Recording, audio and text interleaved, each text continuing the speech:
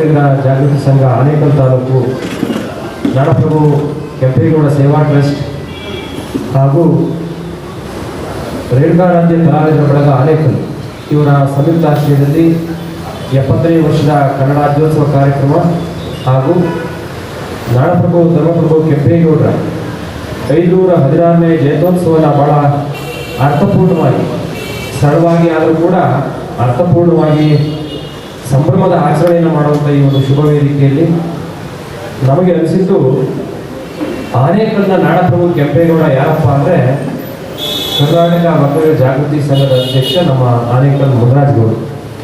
ಹಾಗಾಗಿ ನಮ್ಮ ಆನೇಕಲ್ನ ಕೆಂಪೇಗೌಡ ಅಂತ ಸರ್ವರ ಪ್ರೀತಿಗೆ ಪಾತ್ರರಾಗಿ ಎಲ್ಲ ಸಮುದಾಯಗಳು, ಎಲ್ಲ ಧರ್ಮಗಳ, ಎಲ್ಲ ಜನರ ಬಹಳ ಪ್ರೀತಿಯಿಂದ ಇಟ್ಕೊಂಡು ಹುಟ್ಟಿದ್ದು ಒಕ್ಕಲಿಗ ಸಮುದಾಯದಲ್ಲಿ ಆದರೂ ಕೂಡ ಅದನ್ನು ತಲೆಗೆ ಹೆಚ್ಚಿಕೊಳ್ಳದೆ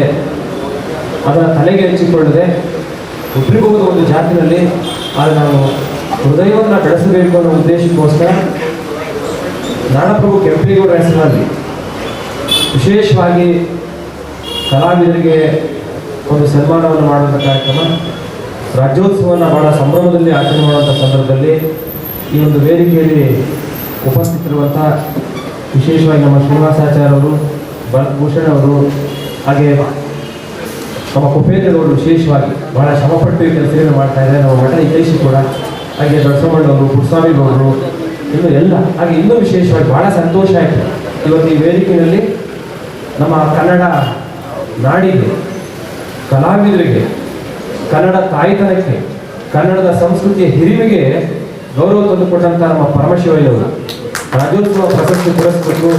ಯಾಕೆಂದರೆ ರಾಜ್ಯೋತ್ಸವ ಪ್ರಶಸ್ತಿಯನ್ನು ಪಡೆಯೋದು ಬಹಳ ಕಷ್ಟದ ಕೆಲಸ.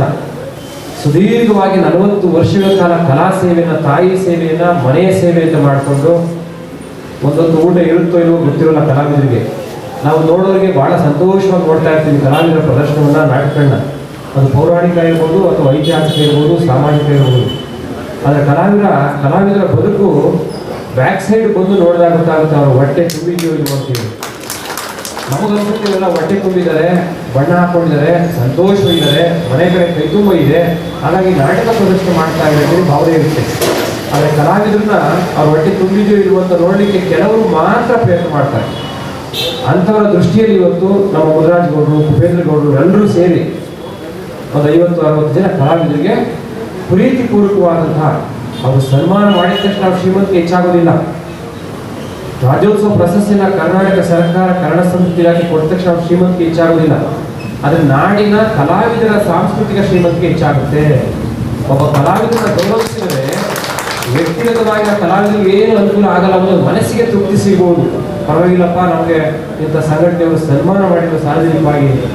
ಆದರೆ ಆ ಸನ್ಮಾನ ಯಾರಿಗೆ ಸಲ್ಲುತ್ತೆ? ನಾವು ಬದುಕುತ್ತಿರುವಂಥ ಈ ನಾಡಿನ ಸಂಸ್ಕೃತಿಗೆ ಕೊಟ್ಟಂಥ ಒಂದು ಗೌರವ ಆಗುತ್ತೆ. ಆ ಕೆಲಸವನ್ನು ಇವತ್ತು ಮಾಡ್ತಾ ಇರೋದು ಒಂದು ಸ್ತುತ್ಯ ಅಂತ ಹೇಳಿ ಭಾವಿಸ್ತೇನೆ.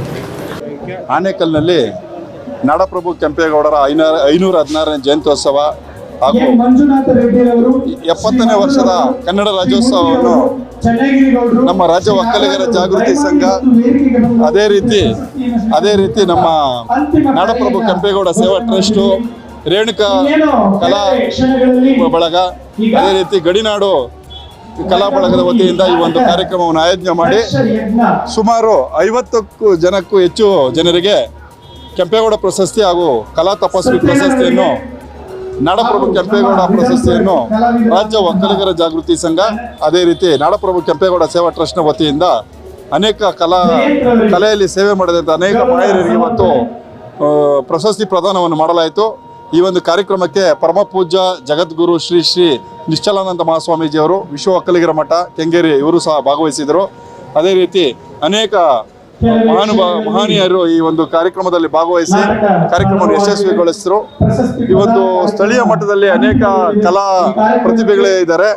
ಅವರಿಗೆ ನಮ್ಮ ರಾಜ್ಯ ಒಕ್ಕಲಿಗರ ಜಾಗೃತಿ ಸಂಘ ಪ್ರತಿ ವರ್ಷವೂ ಸಹ ಈ ಒಂದು ಕೆಂಪೇಗೌಡ ಪ್ರಶಸ್ತಿ, ಕಲಾಶ್ರೀ ಪ್ರಶಸ್ತಿಗಳನ್ನು ನೀಡ್ತಾ ಬಂದಿದೆ. ಅದೇ ರೀತಿ ಈ ಬಾರಿಯೂ ಸಹ ರಾಜ್ಯದ ಅನೇಕ ಮೂಲೆಗಳಿಂದ ಬಂದಿದ್ದಂಥ ಕಲಾಭಿಮಾನಿಗಳಿಗೆ ಈ ಒಂದು ಪ್ರಶಸ್ತಿಗಳನ್ನು ನೀಡಿ ಗೌರವಿಸಲಾಯಿತು.